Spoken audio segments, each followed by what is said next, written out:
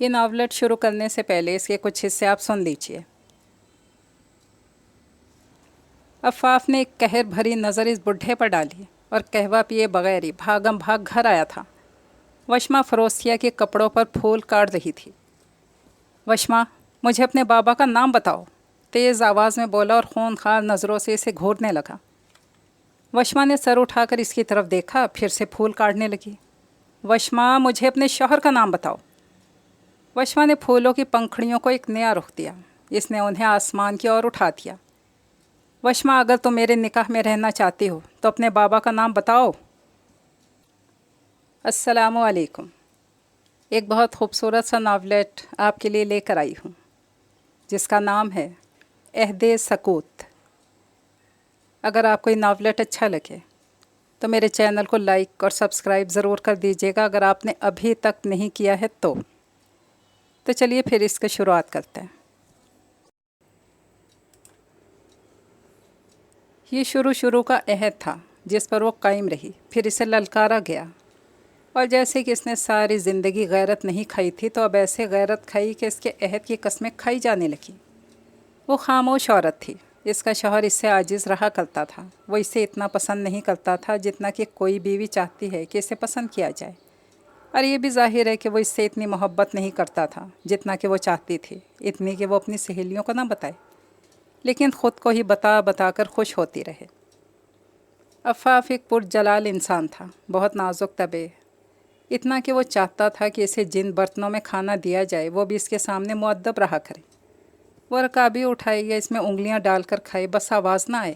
سماعت کا استعمال اس پر گراں گزرتا تھا، یا وہ اپنی سماعت کو زحمت سے بچانا چاہتا تھا۔ جو بھی تھا، وہ زیادہ بولتا اور بہت کم سنتا تھا، اور وشما کو بس اتنی عادت تھی کہ وہ کچھ اچھا گنگنا لیتی تو اپنی کسی سہیلی کو بہانے سے بتا دیتی رات میں کیا کیا خواب میں دیکھا، یہ تو لازمن ہی۔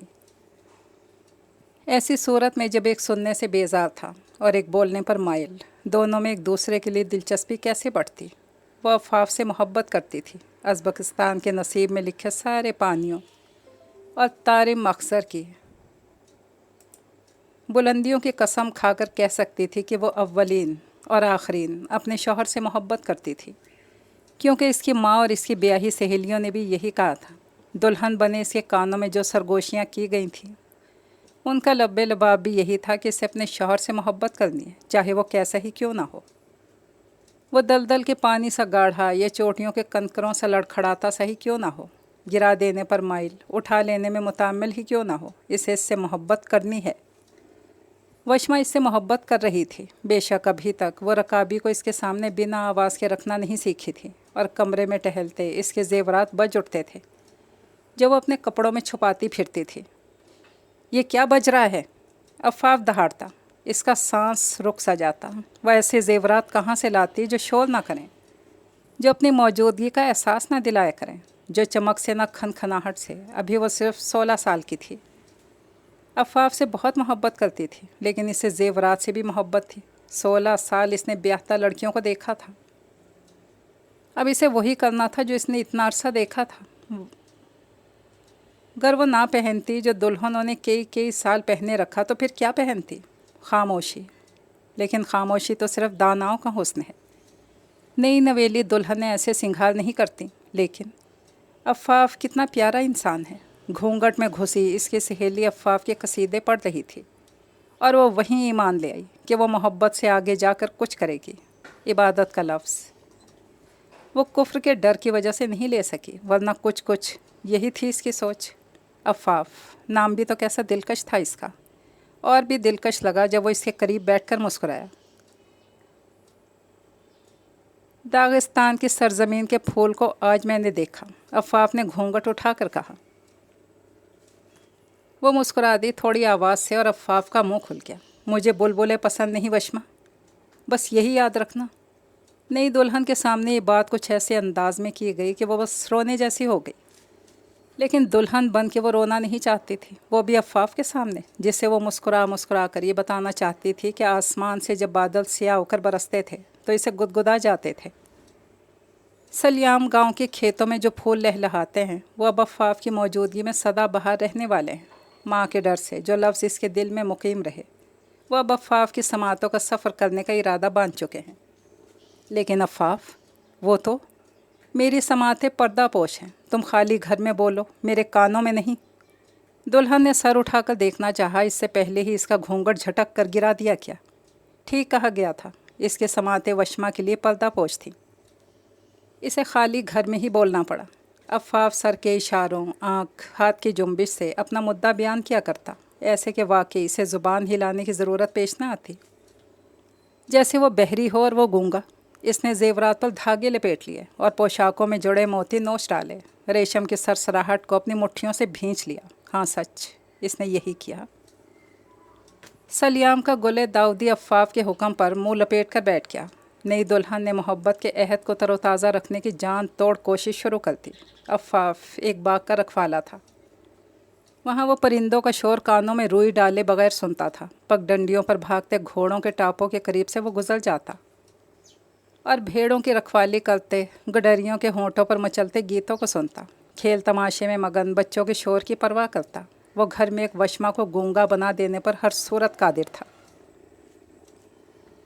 عفاف کو اپنے بابا سے کچھ ایسی محبت تھی، ہر روز ان کی قبر پہ جاتا تھا۔ اس کے بابا کے نوادرات گھر میں ایسے موجود تھے جیسے وہ ابھی کچھ دیر کے لیے گھر سے نکلے ہیں، بس ابھی واپس آنے والے ہیں، اور اپنی مخصوص مردانہ چادر کی بکل مار کر قہوہ پینے والے ہیں، چھوٹی کھڑکی کے پاس رکھے بستر پر سو جائیں گے اور بلوغ کی شاعری کی کتاب کو اس وقت تک پڑھیں گے جب تک چراغ اپنی روشنی تمام کر دینے کا اعلان نہیں کر دے گا۔ پھر بچوں کی طرح گھٹنوں کو سر کے ساتھ جوڑ کر سو جائیں گے۔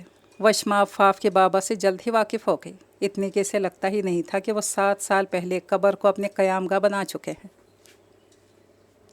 عفاف جب اپنے بابا محترم کا ذکر کرتا تو راتیں اپنے خیمے دن کی روشنیوں میں گاڑنے لگتی۔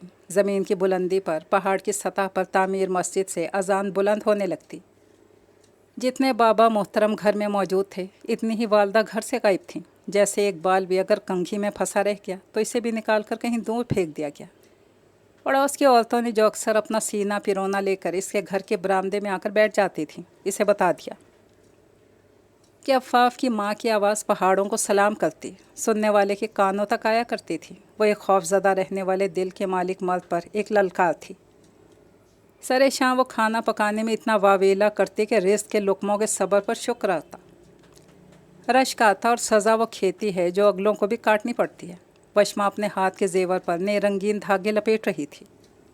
کچھ تو جاذب نظر لگیں۔ وہ خالی گھر میں عفاف کو خیالوں میں بٹھا کر اونچی آواز سے کلام کیا کرتی۔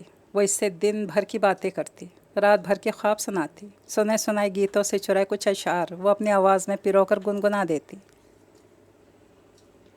عفاف آتا تو بس بے آواز مسکرا دیا کرتی۔ وہ بلوغ کی شاعری کی کتاب پڑھتی اور چاہتی کہ اپنی خوش گلو آواز میں اسے سنائے۔ ایک بار اس نے اس کا ارادہ کیا، لیکن عفاف نے کانوں پر ہاتھ رکھ لیے۔ کیوں چلا رہی ہو؟ میرے کان پھٹ رہے ہیں۔ اس نے چلانا بند کر دیا، منہ سی لیا۔ پڑوس کی عورتوں کو وہ شاعری سنانے لگی۔ سینے پرونے سے اپنا ہاتھ روک لیتی۔ خوش گلو پرندوں نے تمہاری آواز میں قیام کیا ہے، کوئی ایک کہتی۔ نیلے چشموں کے کنارے آباد بنجارنوں کا جھوٹا پانی تم نے ضرور نوش کیا ہے، دوسری کہتی۔ عفاف کو اپنے دوست ابو الخبیر کی شادی میں شرکت کرنی تھی۔ وہ اپنے بابا کے گھر آ گئی اور دن گننے لگی، اور اتنے زیادہ دن گن لیے کہ ایک دن بابا نے پوچھا، کتنے مہینے ہو گئے وشما؟ عفاف کب آئے گا؟ مہینے؟ کیا اب اسے مہینے بھی گننے ہوں گے؟ وہ کائی زدہ نالے کی طرح بدبودار ہو گئی۔ بابا نے چند لوگوں کو عفاف کے دوست کے گاؤں میں معلوم کرنے کے لیے بھیجا۔ وہاں سے اطلاع ملی وہ شادی کے فوراً بعد ہی روانہ ہو گیا تھا، اب خبر نہیں کہ کہاں ہے۔ جب مہینے گنتے سال گننے کی نوبت بھی آ گئی تو عفاف آ گیا اور اسے ساتھ لے گیا۔ گھر کے برآمدے میں جس میں اس نے پھولوں کے کئی گملے رکھے تھے اور جو سوکھ چکے تھے وہ اب پھر سے سرسبز ہو چکے تھے، وہاں پھولوں کے پاس ایک پھول کھڑا تھا۔ خوش آمدید، پھول نے اپنی پیاری سریلی آوازیں بآواز بلند کہا، ترنگ سے کہا۔ عفاف مسکرا دیا۔ وشما برآمدے میں ہی کھڑی رہ گئی۔ وہ عفاف کی بیوی تھی۔ وہ اسے بہت جد و جہد کے بعد حاصل کر سکا تھا۔ سفر اس کے لیے باعث رحمت ثابت ہوا تھا۔ اسے خانہ بدوش لڑکی کی آواز نے جکڑ لیا تھا جو وہ اپنے خیمے کی آڑ میں بیٹھی گایا کرتی تھی، چراغ روشن کر کے ریشمی رومالوں پر پھول کاٹتے ہوئے۔ فروسیہ کے زیورات پر دھاگے نہیں لپیٹے گئے تھے۔ اور اسے بولنے میں تامل نہیں ہوا کرتا تھا۔ وہ ایک سزا جو اس کی والدہ کے بدلے میں ایک دوسری عورت کو ملنی چاہیے تھی، وہ وشما کو مل گئی۔ اب وہ جزا کی طرف آیا تھا، جزا فروسیہ کے لیے۔ اسی وقت وشما کے گلے کے سارے سر مر گئے۔ یہ ایسا صدمہ تھا، اس واقعے میں ایسی غیرت مندانہ للکار تھی کہ وہ خود سے یہ عہد کیے بنا رہ نہ سکی کہ وہ عفاف کو اپنی آواز سے اس وقت تک محروم رکھے گی جب تک ملک الموت کے پروں کی پھڑ پھڑاہٹ نہیں سن لے گی۔ صبح شام فروسیہ کی گیت ان کے چھوٹے سے گھر کے کونوں میں دلیری سے گونجتے۔ اس کی آواز جاں باز پرندے کے پروں کی طرح رواں تھی۔ وہ زمین کی 7 تہوں میں بیٹھ کر بھی گنگناتی تو زمین کی 7 تہوں کے اوپر زندگی کو روک دیتی، انسان کو زمین کھودنے کا پابند کر دیتی۔ وہ یہ حق رکھتی تھی کہ اس کی آواز کو سنا جائے، پھر اس آواز کو دائرہ نکاح میں لے آیا جائے۔ اپنے زیورات سے سارے دھاگے ادھیڑتی وشما اپنی انگلیوں کی حرکات کو بھی گونگا کیے اس کے گیتوں کو سنا کرتی۔ اسے ایک گمان ہوتا، ہر عورت ایسا گا سکتی ہے، ہر عورت کے گلے میں یہ سر آباد ہیں، ہر عورت ایک جاں باز پرندہ ہے جو اڑان بھر سکتا ہے۔ اس نے اپنے سارے زیورات فروسیہ کو دے دیے۔ وہ اتنی خوش ہوئی کہ اس کے سر کے بالوں کو گوند دیا اور ان میں ایک پھول لگا دیا جو جلد ہی مرجھا گیا۔ وشما نے بابا کو وہ بستر سنبھال لیا جس پر وہ گھٹنوں میں سر دے کر سو جایا کرتے تھے، اور اس کتاب کو جو وہ پڑھ پڑھ کر خود کو دنیا سے الگ کرنا چاہتے تھے۔ اس نے ایسے حفظ کر لیا کہ وہ اس جیسی کئی ہزار کتابیں لکھ سکتی تھی۔ وہ صبح اٹھ کر گھر صاف کرتی، پڑوس کی عورتوں کے ساتھ مل کر لکڑیاں اکٹھی کر لاتی۔ اس کے قدم زمین پر ایسے پڑنے لگے جیسے وہ ہوا میں تیر رہی ہو۔ پڑوس کی عورتوں نے ہی سب سے پہلے اسے گونگا پایا، پھر فروسیہ نے، پھر پڑوس کے باقی کے گھروں نے۔ عفاف تک بات پہنچی تو وہ ہنس سا دیا، جیسے اسے بے آباد گاؤں کے کسی آدمی کا قصہ سنا دیا گیا ہو۔ اسے پرواہ نہیں ہوئی، اسے ایسے ہی منظور تھا سب۔ وقت گزرا، پڑوس کی عورتیں اس کی خاموشی کی عادی ہو گئیں، اتنی کہ وہ بولتی جاتیں اور کبھی اس کی طرف سے جواب کی توقع نہ کرتیں۔ فروسیہ ایک خانہ بدوش جرت مند عورت، اس نے ایک گیت اس کے لیے بنایا اور اسے پاس بٹھا کر گیا۔ عفاف نے سنا تو فروسیہ کو کچھ ایسے دیکھا کہ فروسیہ سکتے میں آ گئی، پھر بھڑک کر اٹھ کھڑی ہوئی، بھاگ کر اپنے سامان سے کپڑے کا ایک پارچہ اٹھا لائی، اسے عفاف کے سامنے پٹکا۔ میرا کوئی حق غصب نہیں کر سکتا، میرا گانا بھی نہیں، میں پابند نہیں ہوں، عفاف پر نظریں گاڑ کر تنک کے بولی۔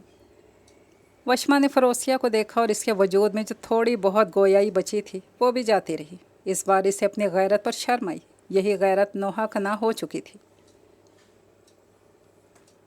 میرا کوئی حق غصب نہیں کیا جا سکتا، میرا گانا بھی۔ وشما نے کتاب کو چھوڑ دیا اور وہ اس فکرے کے احساس کو آگ بنا کر سینکتی رہی۔ اسے خود پر اتنی شرم آئی کہ وہ بے آواز رونے لگی اور زمین پر گرتے اپنے آنسوؤں کو دیکھنے لگی۔ اسے بولنے کی جو قوت دی گئی تھی، اسے اس نے غلام کر دیا تھا۔ وہ اس کی آقا بننے کے لائق نہیں تھی، وہ پابند تھی، پابند رہی۔ اب وہ اتنی خاموش ہو گئی، اتنی کہ اس کی آنکھ کے اٹھنے اور جھکنے کی گویائی بھی جاتی رہی۔ اس کا پورا وجود حلف میں سمٹ آیا، عہد میں ڈھل گیا۔ عفاف اس کی طرف دیکھتا تو تمسخر سے ہونٹ کے کنارے کو دائیں رخ لے جاتا کہ اچھا تو آخر کب تک؟ زندگی کے آسمان تلے پوری زمین پر قبضہ کیے ہوئے تھا۔ اسے پرواہ نہیں تھی کہ اس کے نکاح میں آئی ایک عورت کیا حلف لے چکی ہے۔ وہ باغ کی رکھوالی کے لیے جاتا، چرواہوں کے گانے سنتا، واپس لوٹتا۔ رات قہوہ خانے میں قہوہ پینے چلا جاتا، فروسیہ کا ہاتھ پکڑ کر چشموں کے پانی سے چھیڑ چھاڑ کرتا۔ ایک دن وہ قہوہ خانے میں گیا تو ایک گاہک اور کام والا لڑکا آپس میں الجھ رہے تھے اور ان کی تکرار اتنی فصاحت لیے ہوئے تھی کہ سبھی نے ایسے سن رہے تھے جیسے وہ انجانی زمینوں کے قصہ گوئی میں مصروف ہوں۔ یہ کھوٹا سکہ میرا نہیں ہے، تو میری ایک انگلی کاٹ سکتے ہو، میں اف نہیں کروں گا، تو مجھے دغاباز نہیں کہہ سکتے۔ محترم، یہ سکہ آپ نے عنایت کیا ہے۔ ہو سکتا ہے اپنے غلطی سے عنایت کر دیا ہوں، میں اپنی جیب میں موجود سب سکوں کو ایسے جانتا ہوں جیسے اپنی انگلیوں کے ناخنوں کو۔ میں بھی سکوں کی پرکھ پر ایسے قادر ہوں جیسے باپ اپنے بچوں کی۔ میں اس خاتون کی خاموشی کے عہد کی پاسداری کی قسم کھا کر کہہ سکتا ہوں، جس کی پاسداری میں ایک جنگ جو جس سے بڑھ کر ہے، یہ سکہ میرا نہیں۔ ہو سکتا ہے تمہاری جیب میں پہلے سے موجود ہو۔ لڑکے نے خاموشی سے اپنے مالک کی طرف دیکھا۔ قہوہ خانے میں سناٹا سا چھا گیا۔ مالک نے سر ہلا کے جانے دو، یہ سچا ہے۔ عفاف نے قہر بھری نظر اس بڈھے پر ڈالی اور قہوہ پیے بغیر ہی بھاگم بھاگ گھر آیا۔ وشما فروسیہ کے کپڑوں پر پھول کاٹ رہی تھی۔ वशमा, मुझे अपने बाबा का नाम बताओ, तेज़ आवाज़ में बोला और खूनखार नज़रों से इसे देखने लगा। वशमा ने सर उठाकर इसकी तरफ देखा और फिर से फूल काटने लगी। वशमा, मुझे अपने शौहर का नाम बताओ। वशमा ने फूलों की पंखड़ियों को एक नया रुख दिया। इसने इन्हें आसमान की ओर उठा दिया। वशमा, अगर तुम मेरे निकाह में रहना चाहती हो तो अपने बाबा का नाम बताओ। फ़रोसिया सामने आकर खड़ी हो गई। वशमा को इसका सुर्ख पाचा याद आया, फिर अपना हल्फ। वो उठी और इसने अपने वो चंद जेवरात भी उतारने शुरू कर दिए जो सिर्फ शादीशुदा होने की अलामत के तौर पर इसे पहनने थे। अफ़ाफ दंग रह गया। जल्दी इसने धागा लपेटे सारे जेवरात उतार दिए। हाथ बांध कर बैठ गई। बाबा को पैगाम भिजवा दिए जाए, वो इसे आकर ले जाएं। फ़रोसिया, तुम इसे कहो ये गीत गाए। अफ़ाफ ने फ़रोसिया की कलाई दबोच ली। फ़रोसिया हैरत से इसे देखने लगी। ये गीत गाती तो है, कब? सुनो, अभी भी गा रही है। अफ़ाफ ने कुसीली नज़र से फ़रोसिया को देखा। ओह, ये दरअसल फ़रोसिया ही थी जिसके गीतों ने वशमा की गीतों को ज़ुबान ज़द आम कर दिया था। ओह, ये वो पड़ोस की औरतें भी थीं जिन्होंने चश्मों के संग ये अहद आम किया था, नदियों, नालों, मौसमों और किस्सों में हल्फ हलूल किया था। इसके हल्फ पे हल्फ लिए जाने लगे। औरतें और मर्द इसका नाम लेकर इसके सच्चाई पर लफ्ज़ रखते। फ़रोसिया ने दौर ने गीत गाए। ये गीत भी हवा के दोष पर पहाड़ों से टकराते, दरियाओं से अटखेलियाँ करते, ज़ुबान ज़द आम हो गए। शादी ब्याह के गीतों में एक और गीत का इजाफा हो गया। दूल्हा दुल्हन को लेने आता तो इसे गीत सुनाया जाता कि तुम इस दुल्हन से वो सलूक न करना कि इसे पहाड़ों की चोटी पर रहती वशमा का सा अहद लेना पड़े। जवाब में दूल्हा वाले भी गीत गाते कि वो दुल्हन को ऐसे रखेंगे कि वो बुलबुल की तरह गाती रहेगी, इसकी गोयाई किसी पर ग्रां नहीं गुजरेगी। अफ़ाफ ने ऐसे ही किसी गीत को सुना और वो तिलमिला के रह गया। उसने इसे इसके बाप के घर छोड़ा और फ़रोसिया को लेकर नई ज़मीनों की तरफ सफ़र शुरू कर दिया। वो खाना बदोश बन गया। बाज़ारों में कारीगरों ने अपने फ़न में अहद सकूत को कंदा करना शुरू कर दिया। सुराहियों पर इसका हल्फ कंदा था। कालीन और पालचों, दीवारों और दहलीज़ों पर इसका नक्श फरियादी था। किस्सा गाँव में ये किस्सा अपनी अपनी तर्ज पर मशहूर था। कोई कहता, जब इसने अपने शौहर को हिरन की तरह कलांचे भरते हिरनी की तरफ भागते देखा, वहीं खामोश हो गई। कोई कहता, पाकीज़ा और पाबंद औरत है, बहुक्म खुदा खामोश हुई है। कोई कहता, खामोशी के हल्फ से पहले इसने एलानिया सब बयान किया था, पर अफसोस इसे सुनने वाला कोई इंसान वहाँ मौजूद नहीं था।